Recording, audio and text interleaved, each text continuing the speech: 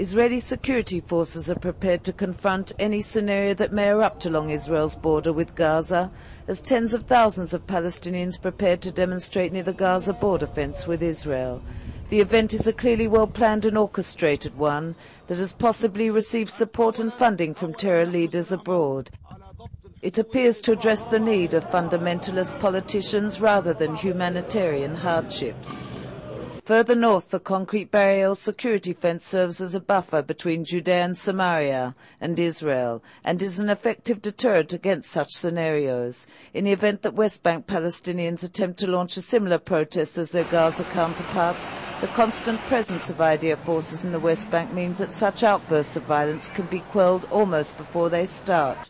The close proximity of Netanya and Kfar Saba to Kalkilia and Tulkarim could provide an ideal location for such protests.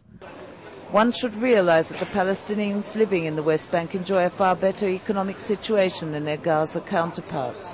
While having to undergo security examinations at IDF checkpoints, they are still able to travel from one city to another, trade freely and receive permits to work in Israel. They have far more to lose. In the past year, terror organizations in Gaza and abroad have done their utmost to infiltrate West Bank terror cells, providing them with funding and instructions to escalate attacks in Israel. In Gaza, under Hamas rule, many of the Palestinians feel they've got nothing to lose.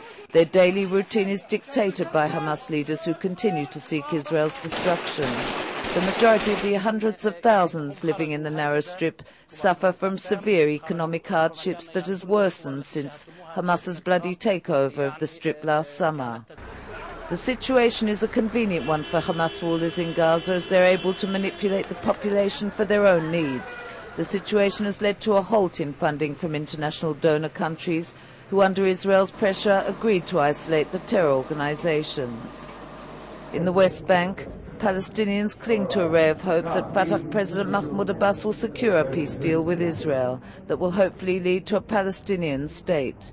The existence of the security barrier that straddles through West Bank towns and villages has proven its worth in preventing suicide bomb attacks in Israel.